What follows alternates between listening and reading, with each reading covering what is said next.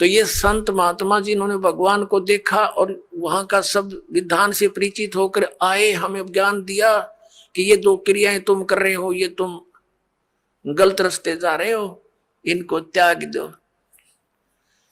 अब ये संत महात्मा जो थे ये आंखों वाले थे, ये तत्व ज्ञान युक्त आंखें रखते थे, और हम अंधे हैं, तत्व ज्ञानहीन प्राणी हैं, और हम आंखों वालों की नहीं मानेंगे। हमने दिखता ना, अर्जुन उन्होंने दिखा, उन्होंने बताया, उनकी हम मानते ना, तो फिर वह बनेगी जो उस अंधे गेल बननी थी पड़बाड़ में। तो क्या बताते हैं, सुखदेव ने 84 भुगती बना पजावे खरगो, तेरी क्या बुनियाद प्राणी तू पेंडा पंथ पकड़ वो। परमात्मा के ज्ञान से हमें पता चलता है कि एक सुखदेव नाम के ऋषि थे, और वो अपनी सिद्धि के कारण आकाश में उड़ जाते थे, लेकिन गुरु धारण नहीं कर रखा था, ना सत भक्ति कर रहे थे। पिछले जन्म के पुण्य कर्मों से भक्ति शक्ति से उसकी बैटरी चार्ज थी, हवा में उड़ जाने की सिद्धि भी थी।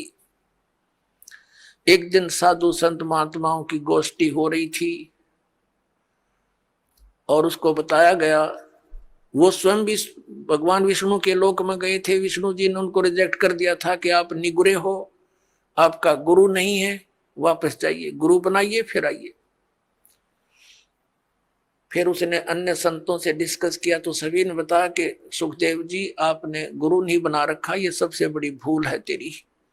ये जो आप आज हवा में उड़कर चलते हो, इसी से आप ये सोच बैठे हो कि मैंने बहुत कुछ पा लिया, ये कुछ भी सांग नहीं है। जब गुरु नहीं बनाया था, गधे की योनि में जाओगे। जो ही उसको ये बात सुनने में आई तो उसने पिछले जन्म उसका एकदम सामने दिखाई दिया।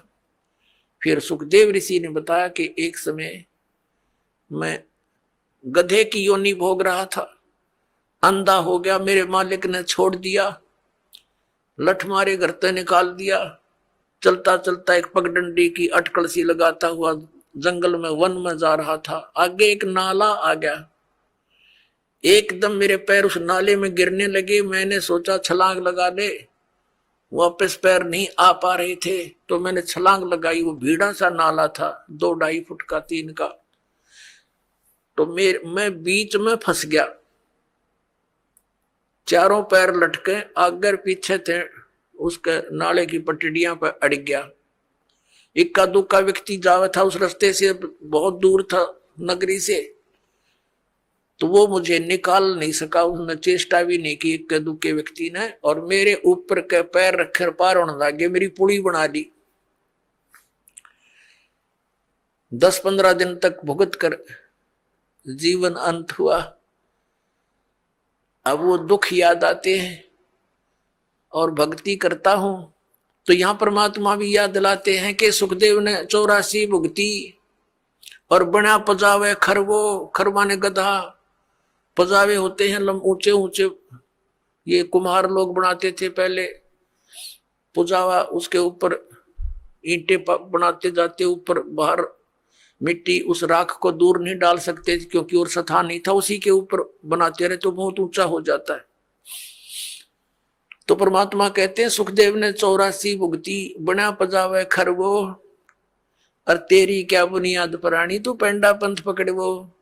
तेरी क्या औकात है बोली आत्मा, तो ये रास्ता पकड़ जो मोक्ष मार्ग है, इस मनुष्य जीवन को नष्ट ना करे। अब यहाँ आदरणीय गरीबदास साहिब जी बता रहे हैं, परमात्मा कबीर जी की तरफ संकेत कर रहे हैं। नर से तू पशुआ की जय गद्दा बैल बनाई, ये 56 भोग कहा मन बोरे कहीं कुरडी चरने जाई। ओए पुणात्माओं, इन सत्संग के वचनों से ये अज्ञान का जामा बैठ गया हमारे हृदय में। इन परमात्मा के इन हथौड़ों से, इस तत्व ज्ञान से ये फूट जाएगा, और फिर सपने में भी डर लगेगा आपको जब आपके ये पाप कर्म को छट जाएंगे सत्संग के सुनने से। पाप घने बढ़ गए इसलिए हमारा यकीन ना होता जो संत बताते हैं साची होगी, क्योंकि संत साची ही कहा करते हैं। अब आज हम कितना सुंदर आहार करते हैं, और एक छोटे से काम बिना परमात्मा के नाम बिना काम करते करते भक्ति करो, चलते फिरते भक्ति करो, ये विधान है। हठ योग कहीं नहीं लिखा किसी सदग्रंथ में। ये हठ योग करते हैं सुबह शाम 2.5 घंटे, ये अपना कर्म बिगाड़ रहे हैं। किसी भी सदग्रंथ में हठ योग करने का विधि नहीं है। अपना काम भी करो, राम भी भजो। नाम उठत नाम बैठत नाम सोवत जागवे, नाम खाते नाम पीते नाम सेती लागवे। फिर क्या बताते हैं भगवान, अपने आत्मा इस दास का जन्म एक किसान परिवार में हुआ, और अब वो पुरानी बातें याद घनी आने लगी जब ये ज्ञान समझ में आ गया। हमारे एक बैल था, और उस बैल के पिछले खुरों में इतनी लंबी 1.5 इंच की कील घुस गई, और पता लगा नहीं। हाली उसको खेतों में ले गया, सारा दिन हल जोता, इतनी लंबी कील लगी, रात्रि सुबह वक्त से लेकर गया था। पैर में लंग घनी करे बैल, लेकिन रोका नहीं सारा दिन। किस दृष्टिकोण से नहीं रोका कि कई बार बैल के नस पे नस चढ़ जाती है, तो सलाह दिया करते थे उस समय से ये हकीम होया करते कि बैल को ऐसा कोई झटका वटका लग गया होगा जिस कारण से ये लंग कर रहा है, लंगड़ा हुआ है, तो इसको रोकना नहीं चाहिए, काम लेते रहना चाहिए, इसी से ठीक होगा, नहीं तो ये सुन्न हो जाएगा पैर। इस दृष्टिकोण से आली ने सारा दिन प्रयोग किया, उसको रोका नहीं। शाम तक उसका पैर सोजस होगी, स्वेलिंग होगी,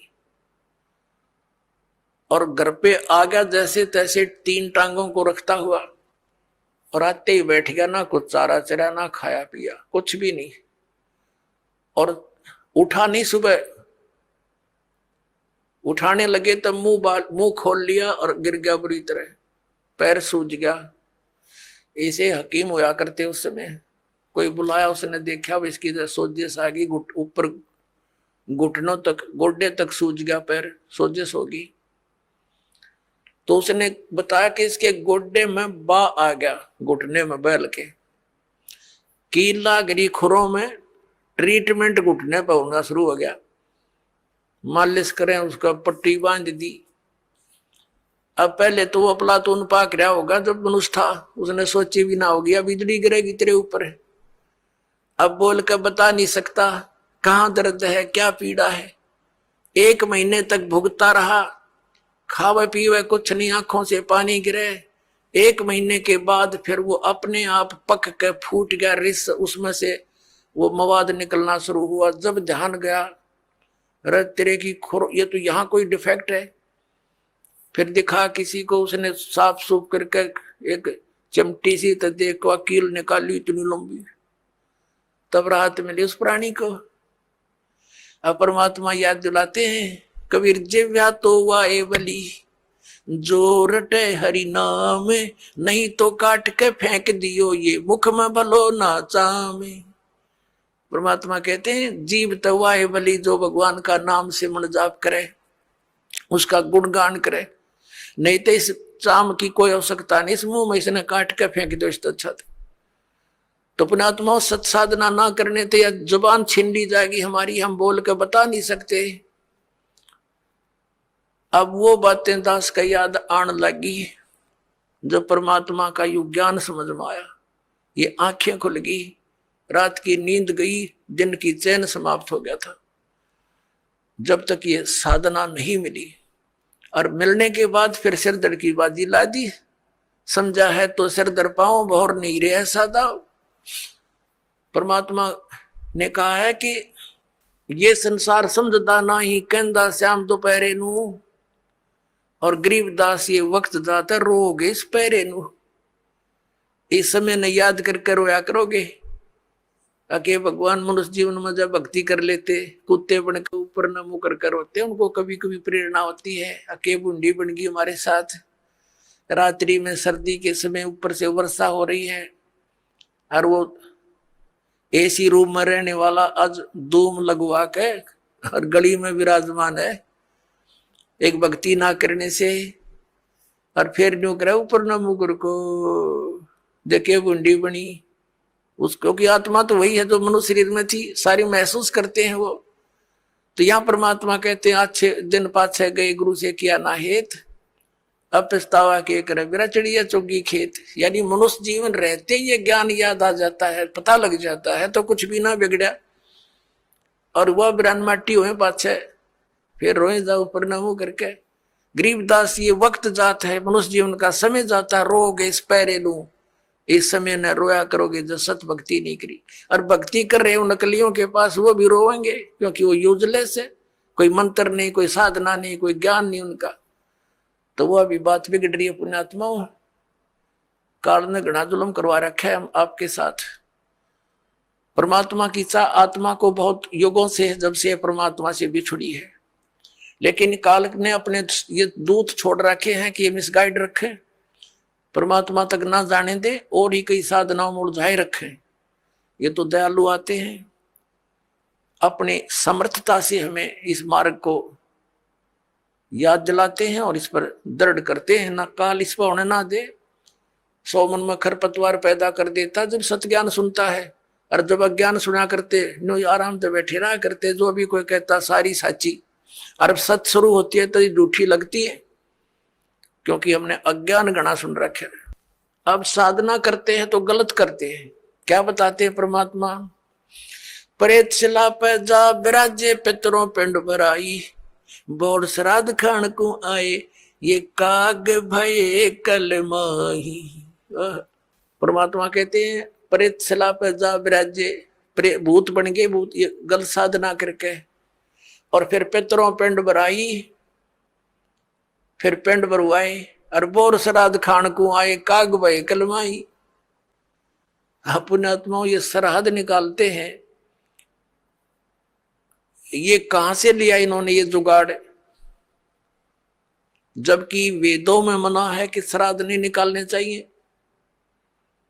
ये भूत पूजाएं हैं, भूत पूजोगे तो भूत बनोगे। गीता जी अध्याय नंबर 9 के श्लोक नंबर 25 में कहा कि भूत पूजने वाले भूतों को प्राप्त होंगे, पितरों की पूजा करने वाले पितर बन जाएंगे, देवताओं की पूजा करने वाले देवताओं के पास जाकर उनके नौकर लगेंगे, और मेरी पूजा करोगे मुझे प्राप्त होगे। तो गीता जी में तो मना किया कि पितर पूजा भूत पूजा ये 13वीं करनी, अस्थि उठाने गति कराने के लिए गंगा में डाल कानी, ये सारी शास्त्र विरुद्ध साधना है, वेद विरुद्ध साधनाएं है, ये नहीं करनी चाहिए।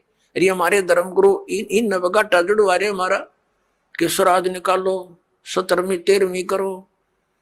अपना आत्मा परमात्मा कहा करते हैं, रे भोड़ी सी दुनिया सत्य गुरु बिन कैसे सरिया। रे भोड़ी सी दुनिया सत्य गुरु बिन कैसे सरिया।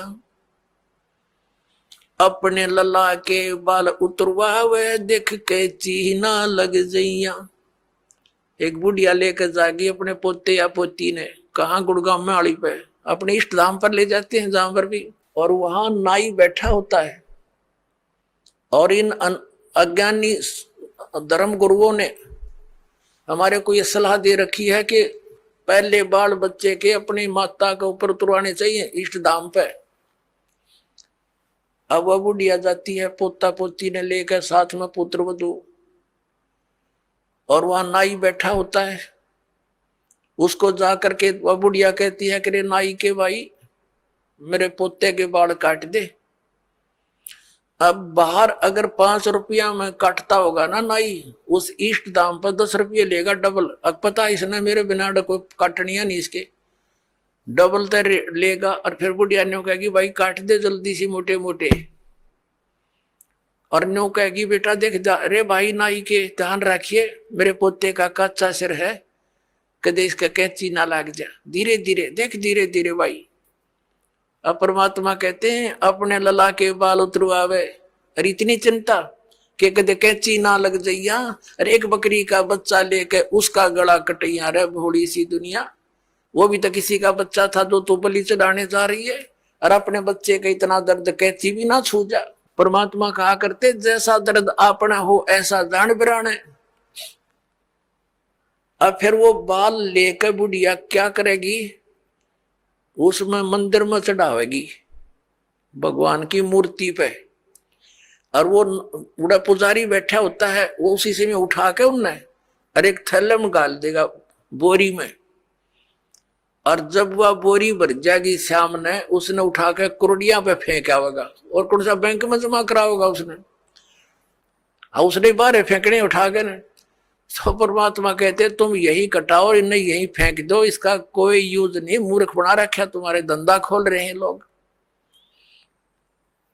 अपने लल्ला के बाल उतरवा वे देख कैची ना लग जइया, एक बकरी का बच्चा लेके उसका गला कटैया रे भोड़ी सी दुनिया, सतगुरु बिन कैसे सरिया रे भोड़ी सी दुनिया, सतगुरु बिन कैसे सरिया।